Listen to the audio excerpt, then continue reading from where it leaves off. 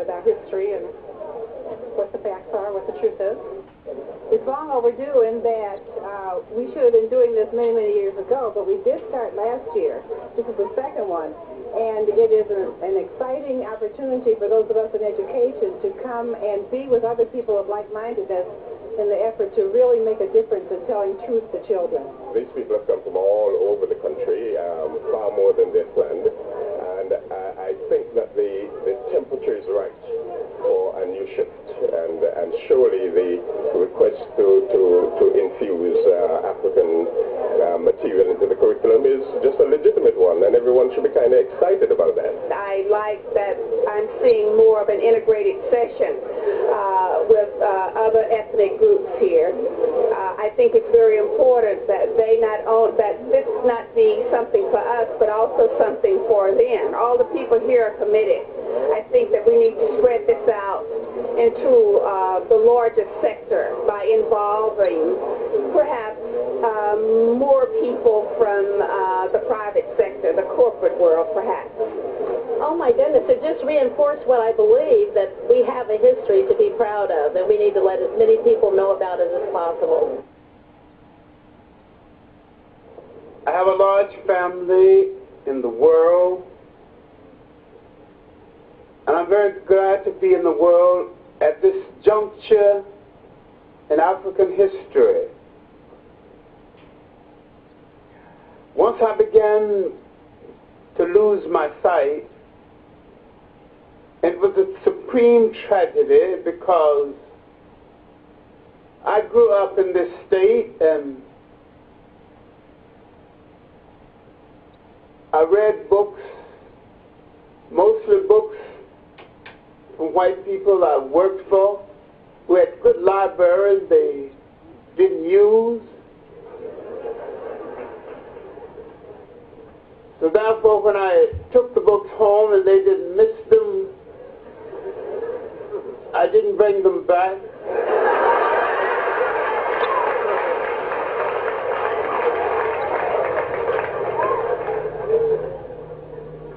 From an extremely poor family, I grew up with great culture around me, encyclopedias, good dictionaries. I don't know why they had such good literature. They never seemed to read it, never seemed to read a newspaper, but I thank them anyway. What I wanted to say is something about eldership in Africa, eldership in the African world. But you got to say something about eldership and its impact on you. Eldership in your own family, eldership in your own surroundings. I've just finished my first big political book. And I have a last chapter that ran in a newspaper in New York, Can African People Save Themselves? Where I take off the gloves and stop being kind and speak like a father. I speak like a loving father, but an angry father. There are certain things people must do for themselves or go out of business as a people. Hang it up. If you don't mean what you say about wanting to be free, stop telling a lie.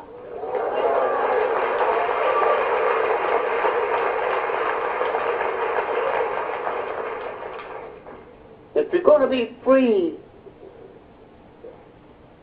in the kind of political wind that's blowing in the world, you have to sustain yourself. You might have to take some steps backward in order to take some steps forward.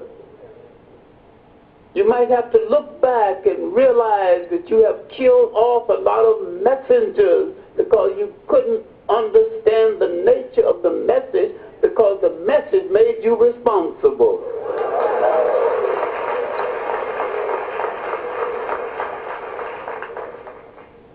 You might not have thought out the fact that Booker T. Washington, W.E.B. Du Bois, Marcus Garvey, Elijah Muhammad, and Malcolm X was all saying the same thing using different words.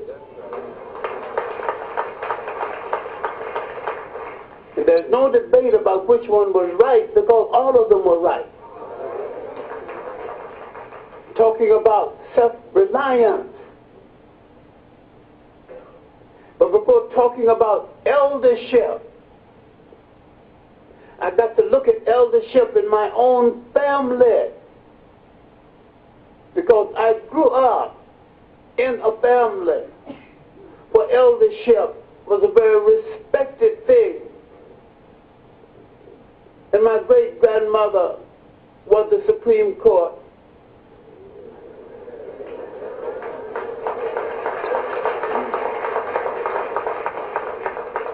And when things had to be talked over, and she listened and finally handed down her decision. If there was a grumble against the decision, she would stand and tap her cane on the floor. The decision was beyond dispute. And that was the end of it. And that old lady held our family together all the days of her life, dying at 108 years old. She told me many fantastic stories about growing up. She grew up here in Georgia before she joined the other part of the family in Alabama. She was sold to a plantation in Georgia, and she was so honored. They took her back and sold her back to this same plantation where they bought her.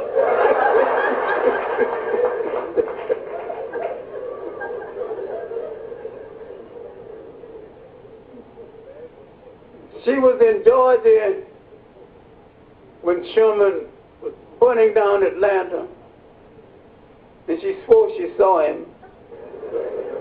Eyes redder than a coon. Meanest man she ever saw. What he burning that city for? My main point is that what has influenced my life happen to be 3 elders, all women. And when my grandmother would say, after the death of my mother, when she wanted to say that I was a strong person, I had great potential, that's a good boy, has a little of the girl in him, like his mother Ella. That if you are part woman, you have strength. You've got the combination of both. That wouldn't be understood today, where there's so many mixed signals about manhood.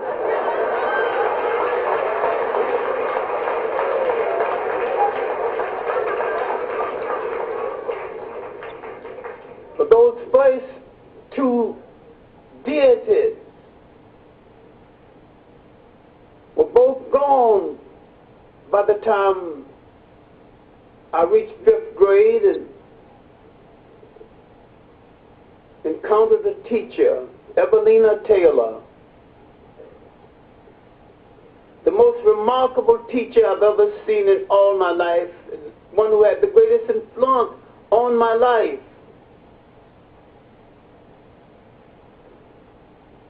She would demonstrate her lessons. She was big on penmanship and spelling. She was good on drilling. She was good on grammar. And she would put a sentence on the board and put a line on it and say, word, that's an adverb, Miss Taylor. That's a noun, Miss Taylor. We left her, we knew the parts of speech. We could sing it, wake us up in the middle of the night, and we knew it. And she would stagger in front of a classroom once or twice a day When you see a man walking down the street this way, what would you think? That's a drunkard, Miss Taylor. Same day, same demonstration. We concluded that Miss Taylor was married to a drunkard who deserted her.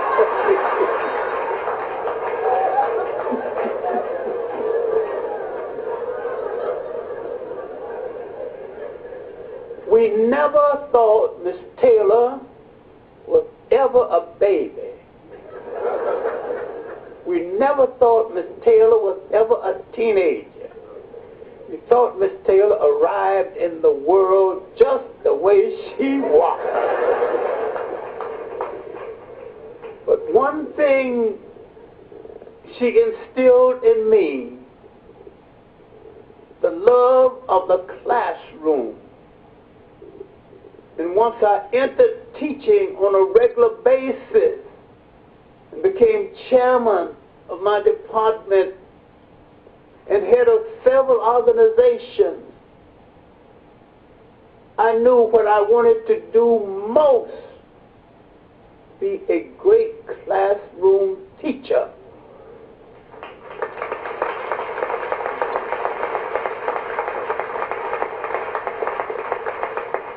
And when I can look out at the students I have taught through the years, the large number of doctors, technicians, 3 ambassadors, some heads of Black Studies programs.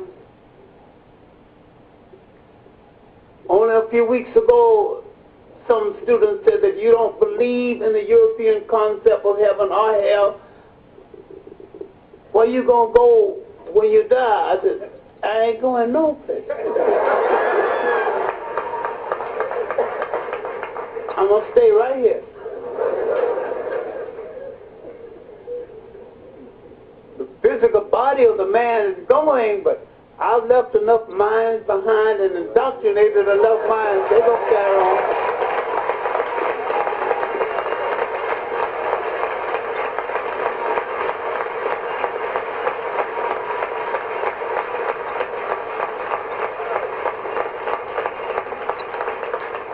Teaching is a form of learning. And the one thing I had to learn that broke my heart at first, and yet when I accepted it, I became a much better teacher. All of my classes were oversubscribed for all the years I was at Hunter. The great teacher is in part an entertainer. If you can't get the message across interestingly, no matter how good the message is, it doesn't matter a great deal. You can't fix it in their minds. This might tell you why W.E.B. Du Bois, the greatest single intellect we produced in the whole Western world, could never have been a great mass leader. And his difference of opinion with Marcus Garvey could have been a touch of envy. This man came and did almost overnight what he secretly longed to do, to create a mass movement and lead that mass movement. It had nothing to do with which one was right and which one was wrong, because they were both right. Had different opinions, different things. Now, until we look at eldership in Africa, which is the basis of eldership, and how in spite of slavery we brought it to the United States and lived it out, how culture continuity held the people in the Caribbean islands together until they stopped being African people and became Black Britons and Black French and Black Portuguese and Black Spanish and Black Dutch and Black everything but African. Until they forgot that wherever the body of an African heartbeat of every African on the face of the earth is in Africa. One thing the European is clear about, his cultural and political heartbeat is in Europe. If you didn't understand it up till a few years ago, you've got no excuse for not understanding it now.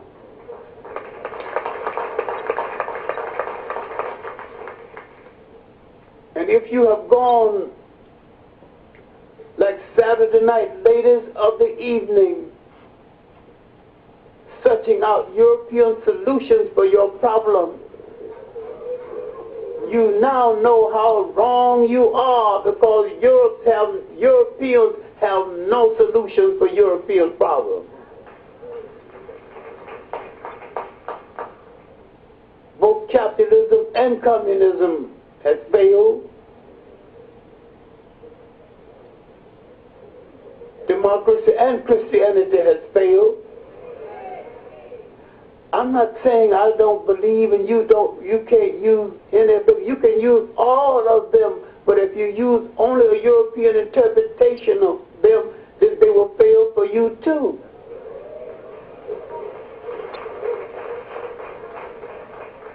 You must bring your own interpretation and your own concept to everything. Then you have to ask some questions about African culture.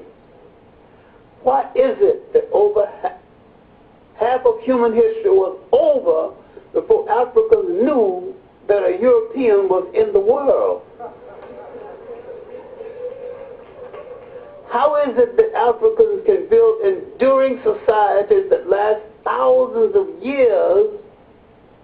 They didn't have a jail system or a word in their language that meant jail.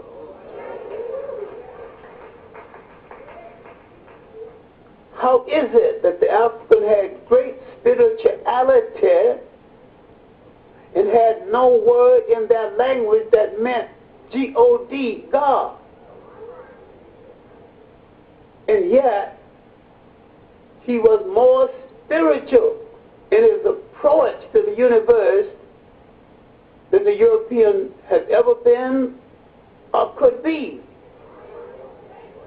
At what point do we stop this mental prostitution around religions that are man-made and man-oriented by foreigners, and realize that spirituality is the supreme need of all the people who walk this earth, and that all of them can do without it?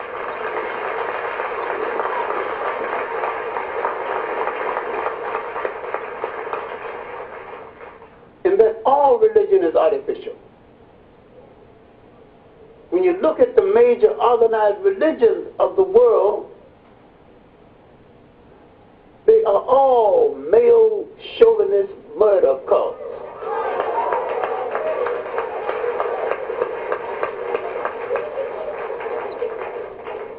When you deserted your system controlled by elders,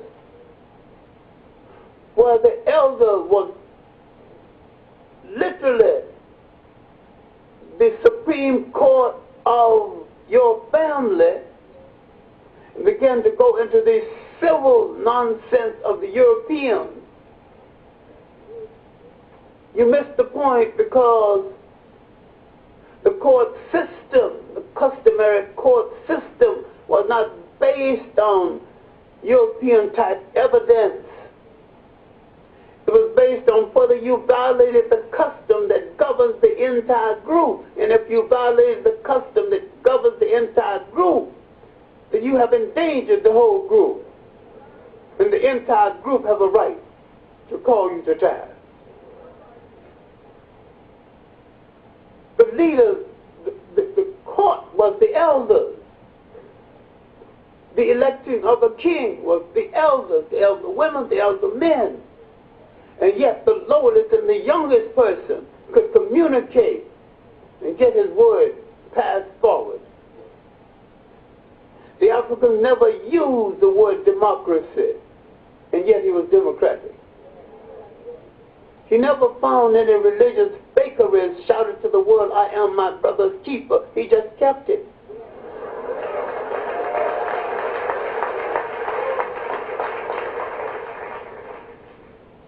Because if you have to say, I am my brother's keeper, I suspect you don't want to keep it.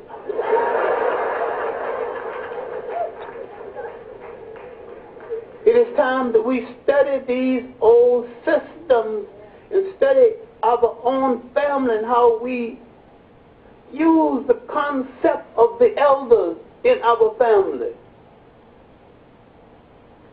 We have not examined our own family. We will use it. We brought the system over. We didn't forget it. We didn't discard it. You remember the days when, no, most of you are not as old as I am. I keep forgetting that. I'm fortunate enough I'm 70 and holding, and I've been holding a few years. But there was a time when the annual visit to Grandma was something so desired. If a little boy would start cutting up, if you don't behave yourself, I ain't going to take you to Grandma, he'd straighten up and get his little self together. Because he knew he'd go into Grandma and those special hugs, special cookies, the little thing that Grandma had fixed for him during the interim, you know, little pants, she sewed something special for him, made a little shirt for him.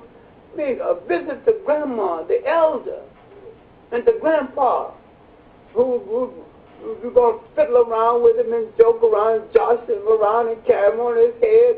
And the visit to Grandma and Grandpa was a great event in a child's life. Now, where you going to visit Grandma? In a nursing home? She's depressed. You got a 3-room apartment. Where your grandma going to stay? You're civilized now.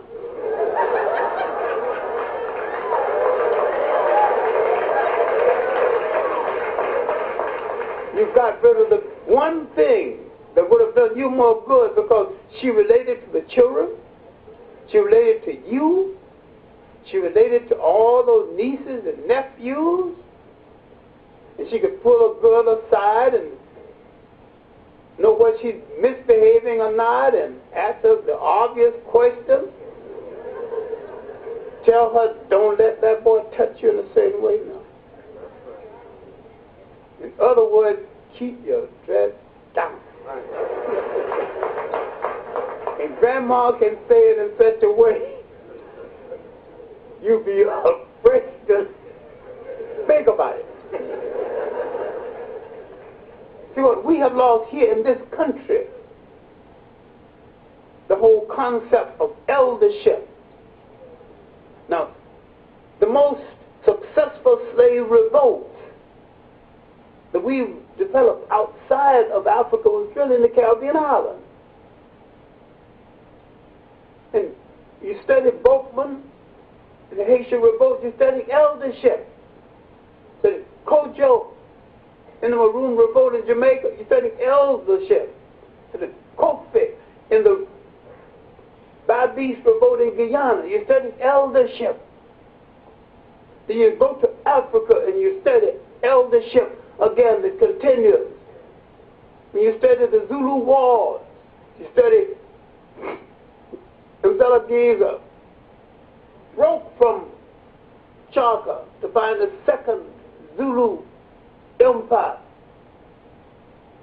And when he made that decision to move over the Drakensberg Mountains, and he suddenly discovered that he had spoken without the consent of the elders, and he prostrated himself. He fell on his feet, on his stomach, and begged forgiveness, and said to the old men, I have spoken like a child. I have made a decision without consulting my father. My eyes are weak, you know. They mean I'm crying. This man, a warrior strong enough to break from Chaka, one of the great natural warriors of all time. Strong enough to start the second Zulu Empire. And yet he had made a decision without consulting his elders. It was finally when they gave him permission, and he took that army over and found the Second Zulu Empire. Here you see eldership as it's traditionally back. And when, after the death of Clarke's mother, and the Zulus are patrilineal as against matrilineal, in most African people, the lineage comes down to the female side. The Zulus are different. Comes down to the male side. And yet, when Clarke said that there'd be no crops planted for the year in memory of his mother, that was all right. 15,000 people would guard her grave for a year, that was all right. There'd be no laughter. He would punish people even laughing for a year. They took that. He named the cows, and the cows would mourn. That was all right. No matter how they sound with to your Western mind, this is one of the greatest tributes a man ever paid to the woman who gave him birth. But when he said no cohabitation for a year, the old women said, the elder women said, our king is crazy.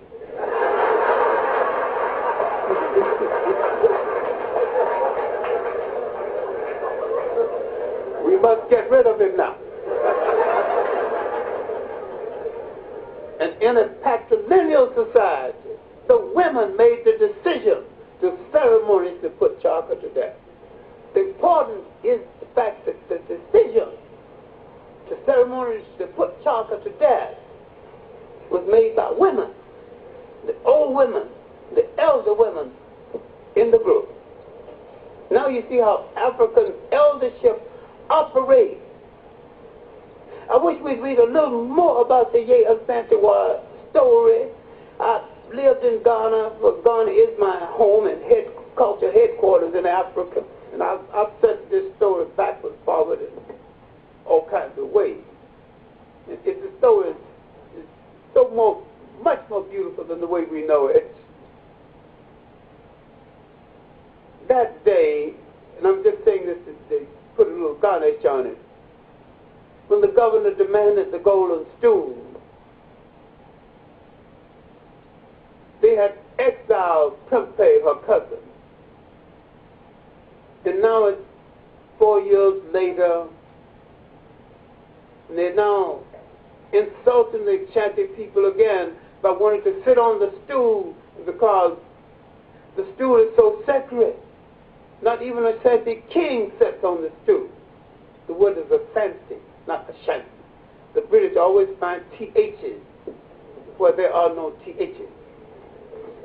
Hard languages, you know. The Africans, they say Ashanti, you know, not Ashanti. But be that as it may.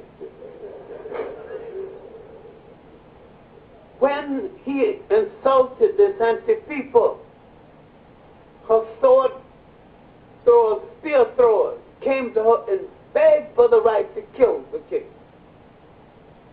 to kill the governor. And she said no. Then the others came to beg her to kill the governor.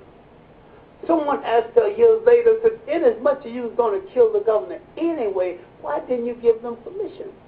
She said, as I said that this is probably a tribute to the female mind for all time.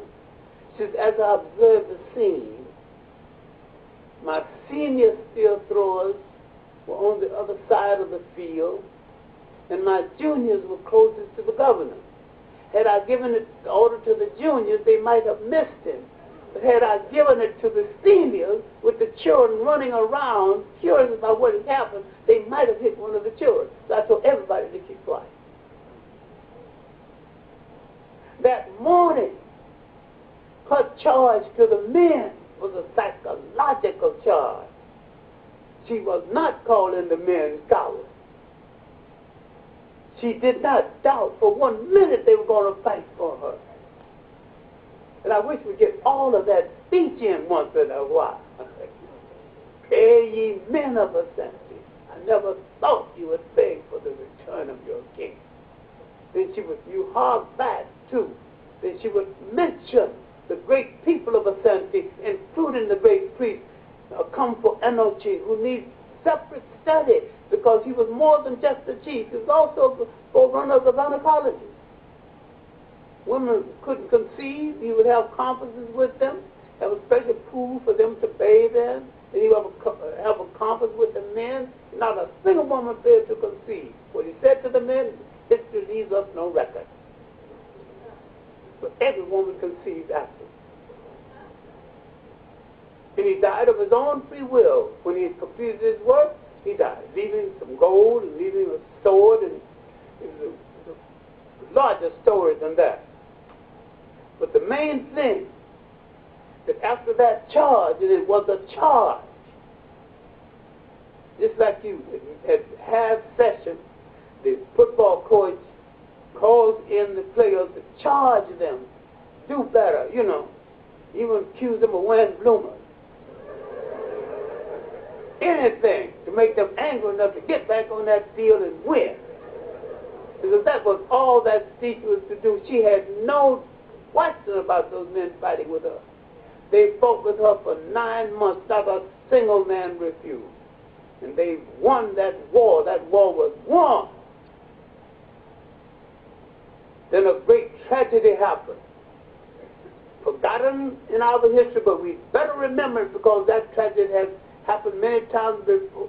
After that, and we have gone unnoticed. Black people fighting other black people for white people.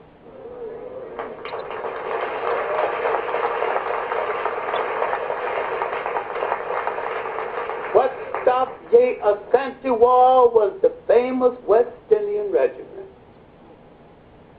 When she saw them, she said, our brothers from the West have come to help us at last, and none too soon. An Englishman in charge of one flank of the regiment opened fire on her emissaries. And a Sergeant Gordon said, I didn't come here to fight my own people, and he held that line. Gordon later went back to Jamaica where some hung on some trumped up charges of murder.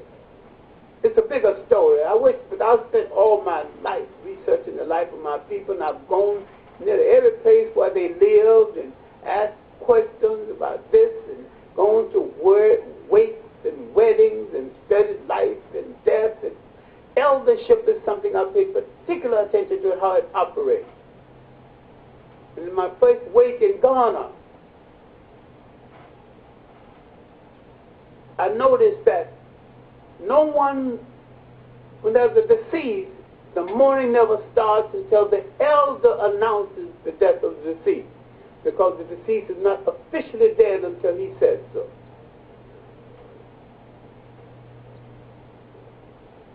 And after he had made the announcement, and after we had been gathered around to celebrate the life of the deceased, and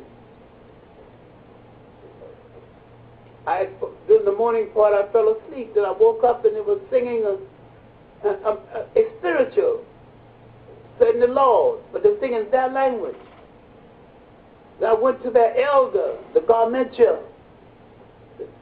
No, they took me to him because they said, where did you people get this song? I act like a silly American for the first time. Where did you people get this song?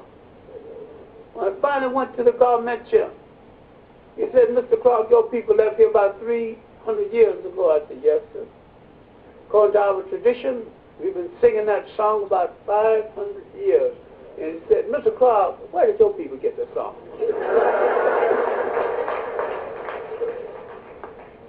Then I began to listen more about men on riverboats, the identical tune of the spiritual call, all of it was right there in Africa. Not only the origin, but the very tune, but in their language. But the main thing is that every structure and every family had eldership. This is why a few years ago when I was asked to give a lecture on the historical basis of black teenage pregnancy, and I did not mention black men at all, did not condemn them because they had nothing to do with what I was talking about. And the black women got so angry, they came there all meek down to me to hang black men to the wall. I didn't even mention one of them. There wasn't no teenage pregnancy in Africa. There wasn't no women beaters in Africa. There wasn't no women deserters in Africa. And what? Why? Eldership. When you married a girl, you married into a family. You dishonored your family by mistreating her, and you dishonored her family too. So you got 10 or 20 uncles to deal with on the other side, 50 cousins to deal with. You got the same thing on this side. It will frighten you even to think of harming her.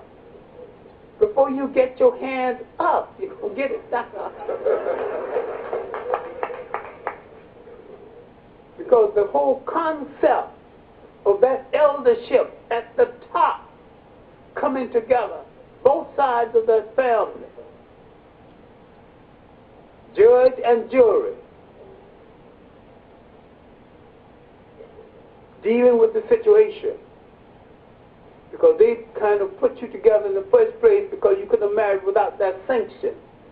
I know this don't sound so romantic with you. You like to elope and say that, man, I just love it. But the I love you marriage was a Western invention. You might want it. But I don't know about its workability because when those old people were putting it together, they had a conference on the boy, and before you see the boy and finally decide that was the best for you, and then introduce you to him, and you finally get together, you got two support systems. Among the Noah, you get the cattle people. Each branch of the family gives 10 cows. The uncles give 10 cows. So you start off your marriage with 30 cows. You probably got some to begin with. My point is that once foreigners came into Africa, misunderstood Africa's concept of spirituality and began to extract from African spirituality a formation that they called religion, once began to put one religion against the other, they then began to create another religion that said, I am the true faith, so that means all the rest must be false. Once they began to solicit God to help them in that slave trade, they had made God ungodly.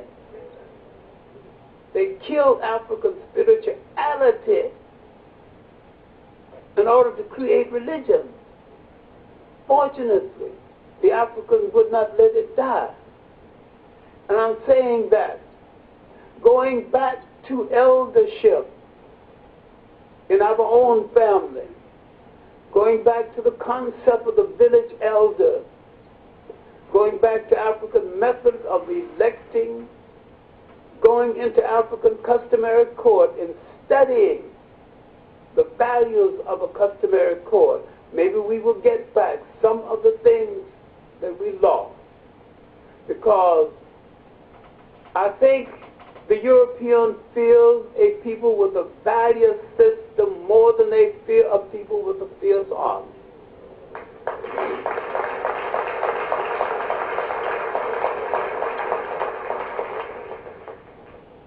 Once we arrive at a decision that we don't do this because we're not that kind of a people, then once we say that we love ourselves so much, we will not put poison in our veins. So if you got some dope to sell, sell it to a dope, and we're not dope.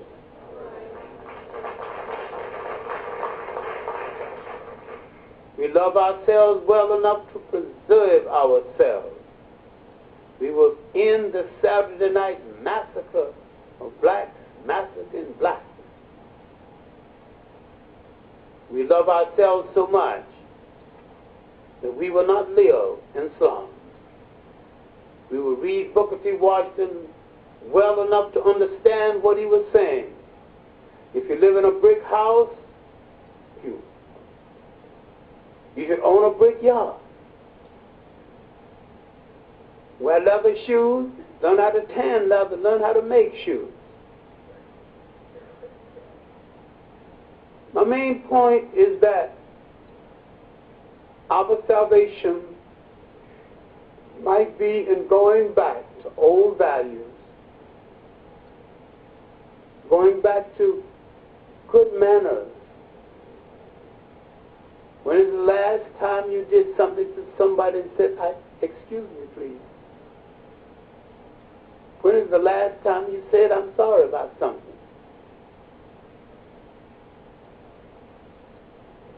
When is the last time you knew that someone was sick down at the end of the block and make some decent soup or something to go down and help out? Once I gave up organized religions and adopted spirituality, I had to have a way of measuring it to myself. And one way is that I will seek the truth and go strong enough to live by its consequence, even if its consequence happen to be against me. And I will use my life to do something for someone other than myself every day of my life without requesting any return for having done so.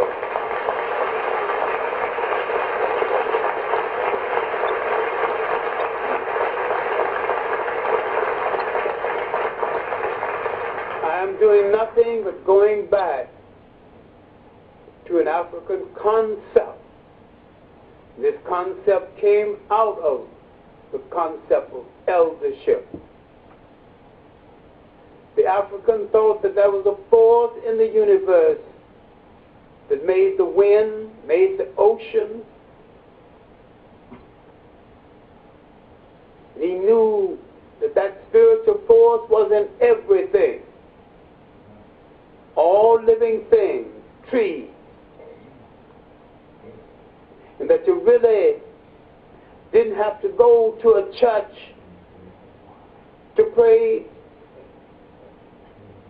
because the deity and the spiritual force was in everything. If you want to pray, pray to the wind, because God is in the wind. Pray to a river, because God is in the water. Pray to a tree, because God is in the tree. But most important, meditate to yourself, because God is a part of you.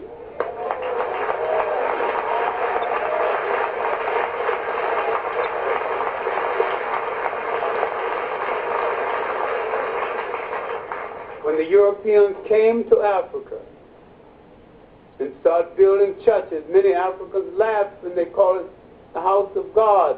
The Africans said, God can't fit into that little house. God was big as the wind, big as the sky. He gonna fit into that little place? What are these silly people talking about? God's house. God needs a house as big as the world, because He is as big as the world. I think when people make you laugh at your gods and make you accept the fact that they laugh at your gods, they don't have to build prisoners for you. The continent of Africa is totally undefended.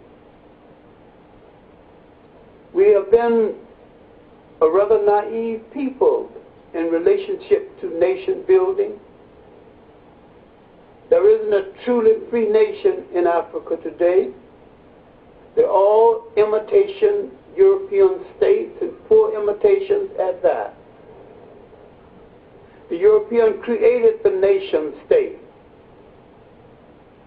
Let him have it. The African created the territorial state. What we need to understand that the African created a culture container that blended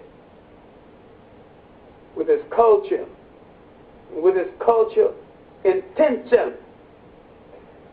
Wade Noble has given us the comparison of saltwater fish and fresh water. It's a good analogy. There's not enough substance in this society to sustain us because it is an artificial society. We have to create some of the conditions of salt water symbolically in order to live in this fresh water.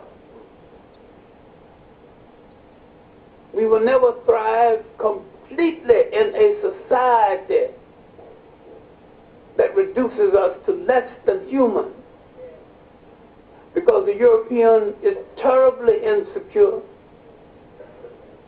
He is so insecure, he's not safe until he makes other people feel insecure.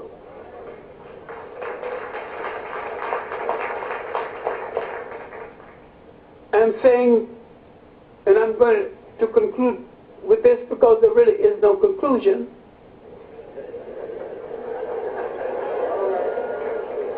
that we have to take a good look at what we are and how we relate. We have to take a good look at our enemies, and maybe we need to call for white studies programs also.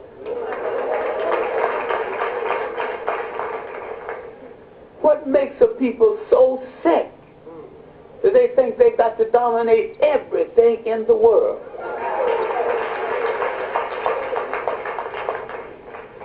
You're in an enviable position. You should have prepared yourself to rescue Africa. Once you rescue Africa in the islands of the Pacific, and once you realize that there's maybe 1 billion African people on the face of this earth, if we want to build an economic system, at least 1/3 of all those people can be working, making goods and services for each other. Then we have to start someplace. Then suppose we say we won't wear any shoes we don't make. Look how many shoe factories we'd have to open.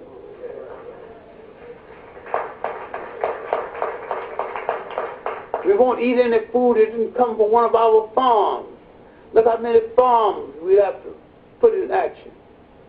We won't even bury our beloved ones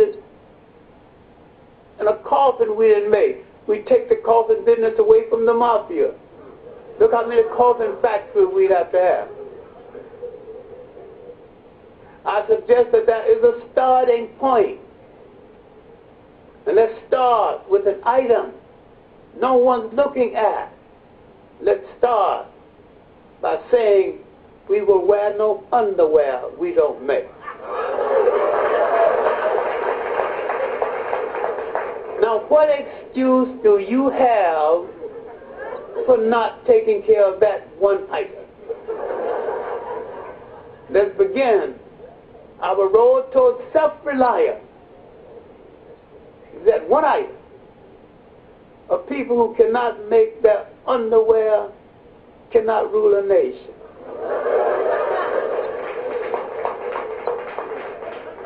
Why did I choose underwear? It's covered up. Only your private person, your beloved person got in the business looking at it. And she or he can say, dear, the seams are not straight.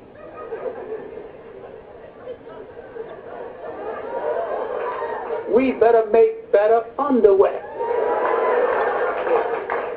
And you know how well we like to look pretty dressed and partly dressed. Our underwear makers will get on the job and make the prettiest stuff. You want to wear it to a party.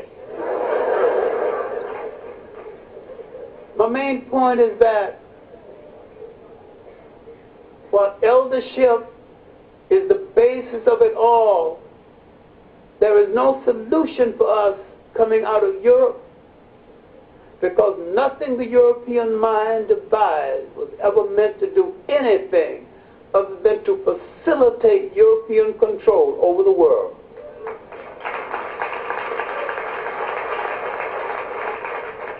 The European is clear about this. You have confusion. He divides nothing for no one. This is why, with all the great admiration I have for Nelson Mandela, I detect more than a touch of political naivete if he thinks he's going to build a non-racial society in South Africa.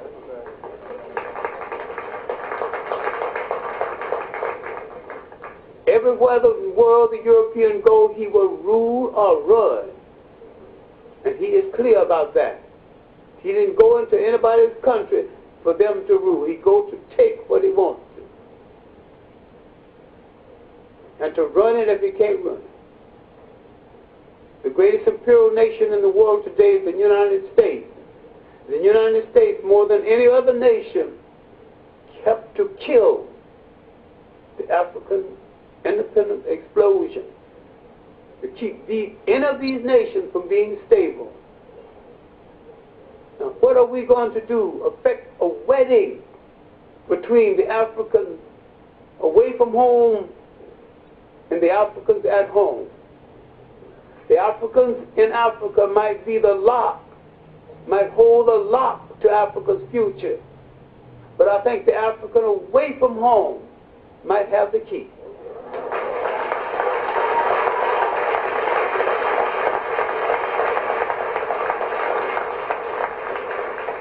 While fighting for our oppressor, while working for our oppressor, for fighting in our oppressor's war,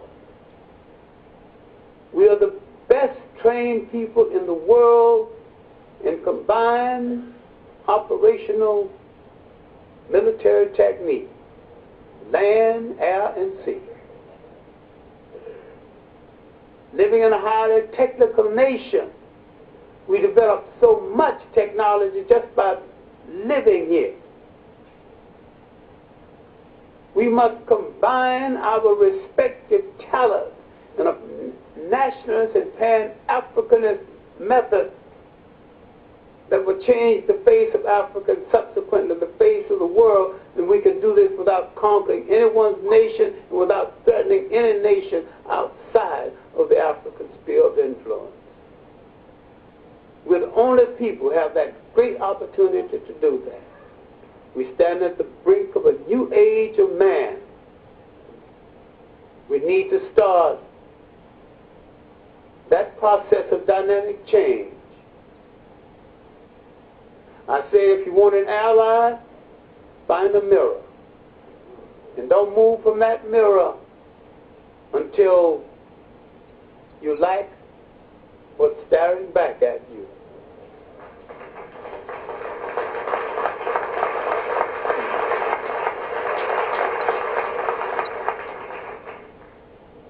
Then you say to what's staring back at you, if you have any understanding of revolution, you and I will start a revolution that will change the world. We might start it tomorrow. But if you're truly sincere and understand the nature of revolution and the urgency of revolution, you will say, you and I will start our revolution today.